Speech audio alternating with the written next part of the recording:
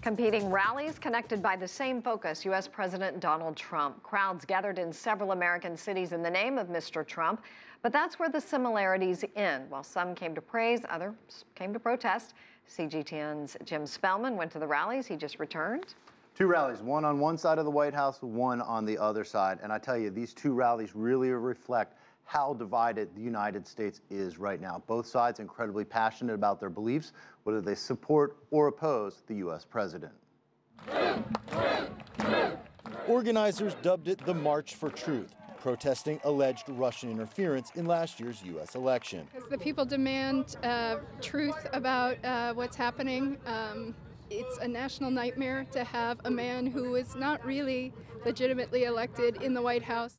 The protests come as multiple investigations are looking into possible links between Russia and the Trump campaign and transition teams. And they found a perfect stooge and puppet in Donald Trump. And I needed to talk and say something and let people know that I will resist and fight for truth.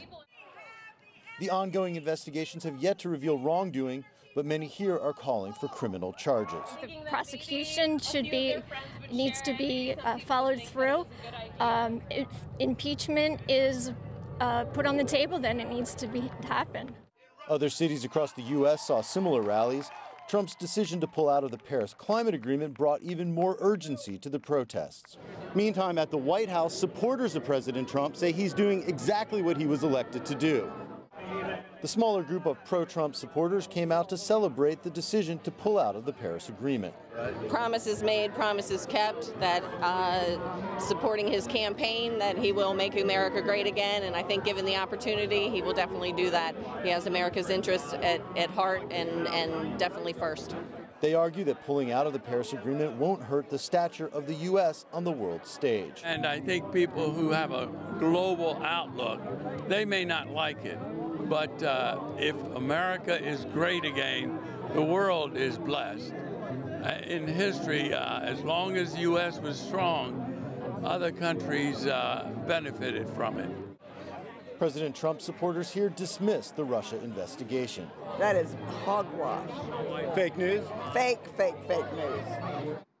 But the divide in the U.S. between Trump's supporters and detractors is very real and will likely only intensify as the Russia investigation continues. Susan. And so where does that stand now, Jim? So there are multiple investigations in Congress and an investigation by the FBI. The congressional committees have been subpoenaing various documents, and more information seems to leak out almost every day about contact between people in the Trump campaign and people linked to Russia. The next major event will be Thursday, when the former FBI Director James Comey is set to testify before Congress.